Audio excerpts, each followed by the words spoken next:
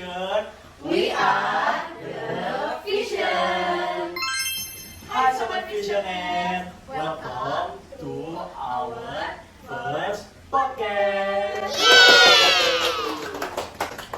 Oh, keren ya Mbak ya? Keren banget Keren banget, dong. Indonesia tidak ada podcast ini Mbak. Tapi Mbak, sebenarnya Indonesia tuh nama podcastnya apa Mbak? Nama podcast di Indonesia ini ITV Cast. ITV Cast ya? Boleh dong teman-teman dikasih tahu dulu ITV Cast itu apa sih? Boleh dari Mbak yang ini? ITV Cast itu ITV yang dari singkatan dari Education dan Cast-nya itu dari podcast, jadi Education Podcast. Mas, aku udah masuk dong. Pergi jalan-jalan, beli kedong dong. Mas, kenalan dong. Udah mulai. Oke, perkenalan dari aku dulu ya guys. Jadi, perkenalkan nama saya Muhammad Rizky Pratama dan Aku Kastalia dan di sini kita nggak berdua aja. Di Iya. sini kita bersama teman-teman dari Itu Education. Vision. Pada masuk sini ini pakai seragam SMA. Penasaran nggak sih kalian kenapa mereka menggunakan pakaian SMA ini? Dan tentunya bakal ada hubungannya dengan tema yang akan kita bahas di podcast kali ini. Boleh apa mas temanya untuk podcast kali ini? Jadi tema podcast kita kali ini yaitu adalah peluang dan tantangan dari pembelajaran e-learning guys. Ya. Oke, ini Mas dan Mbak berhubung udah dari dimension. Kalau misalnya kita bakal membahas tentang tantangan dari peluang e-learning yang khususnya di masa pandemi. Kan di sini Mas dan Mbak tuh pasti banget ngerasain masa-masa pendidikan yang dimana di masa pandemi juga. Boleh ada dari Mbak Jenny, boleh diceritain nanti pengalamannya mengikuti pelajaran selama daring. Oh, selama daring pas aku SMA. Iya. Kelas berapa tuh Mbak? Itu pas masih awal-awal SMA sih, masih masa transisi ya.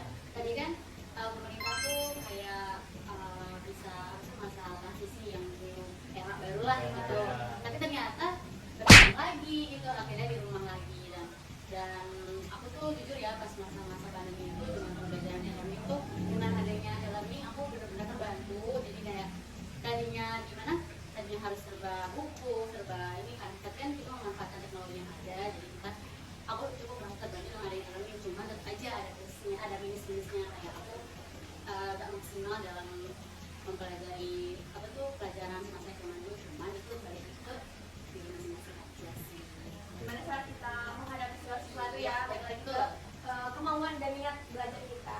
Tapi boleh nih dari sudut pandang lain, mungkin dari Mas Alvin, gimana rasanya belajar di masa pandemi yang dimana kita gak ketemu teman-teman dan ketemunya itu cuma lewat online, teleponan, zoom, ataupun kita ya cuma paling chattingan aja. Gimana Mas Alvin, boleh dijelasin? Ya jujur saya sebagai generasi bisa dibilang generasi COVID-19. Iya semuanya nggak sih? Saya kayak merasa tiba-tiba ada pembelajaran jarak jauh nih. Saya harus bangun pagi. Biasanya kan saya ngerasa bangun pagi itu saya semangat nih buat berangkat ke sekolah, buat berangkat ketemu teman-teman. Sekarang kayak masa cuma tatap muka doang, lihat di HP kayak apaan sih ini? Kayak selalu boring banget. Mana atasan baju SMA bawah kolor.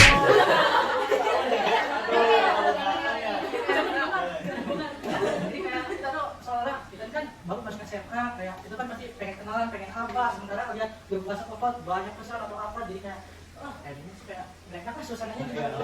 Tapi kayak dengan adanya pembelajaran e-learning ini kayak membantu kita gitu, kayak kita tuh seolah-olah ngejolak lah gitu lah jati diri kitanya, kayak mau rajin belajar, mau rajin nambah ilmu lah, jadi semangat aja gitu kayak kitanya gitu lah.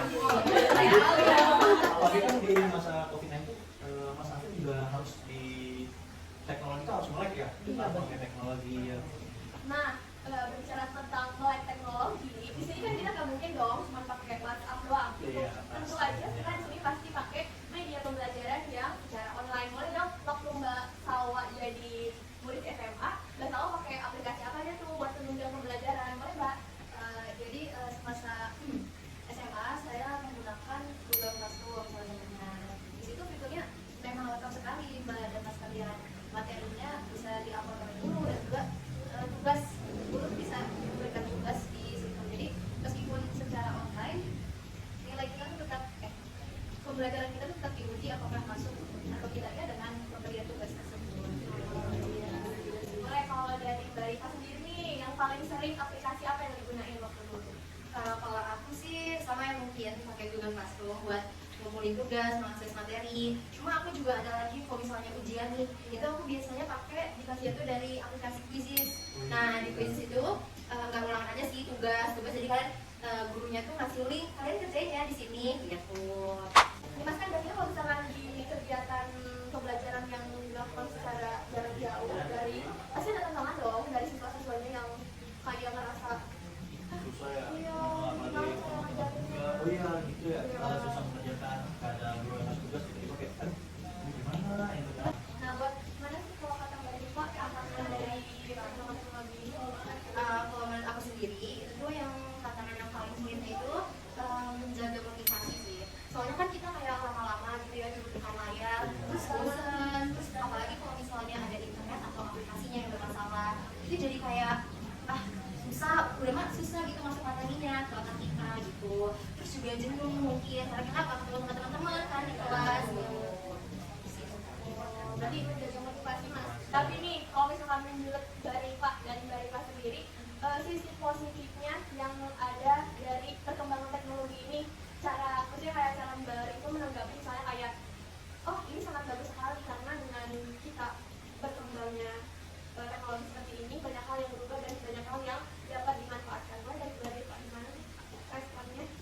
Kalau menurut aku berarti ini ya apa tadi pertanyaannya positifnya perkembangan AI ini.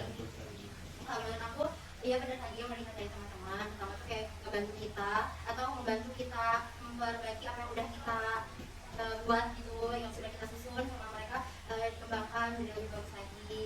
Oh mungkin kayak sekarang tuh terbantu karena informasi itu kan sekarang bisa banyak banget didapetin dari platform mana aja.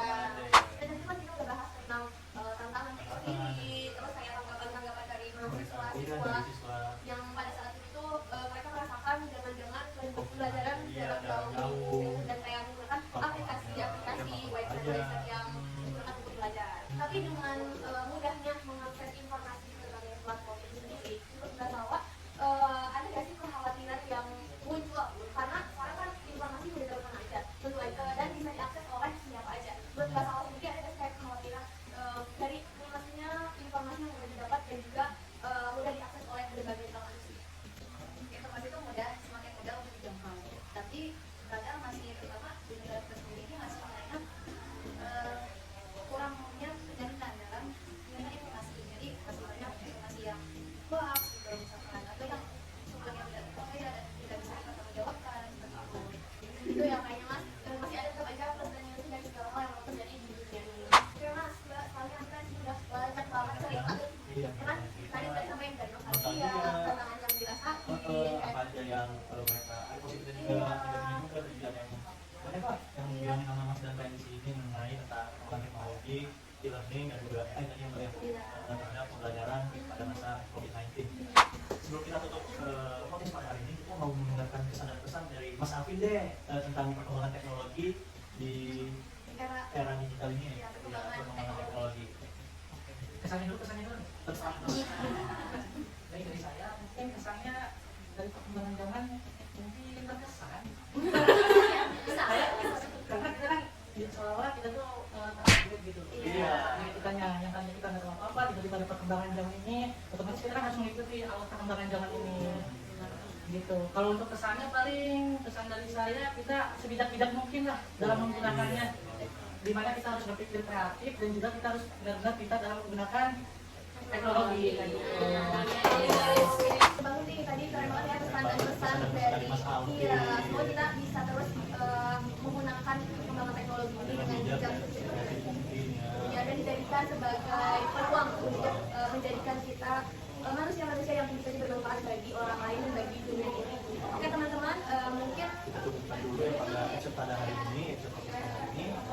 saya Kalisa Aulia Saya Muhammad Rizky Pratama bersama Mbak Rina di sini. Kami pamit undur diri. Dadah. Itu Vision. Lihat.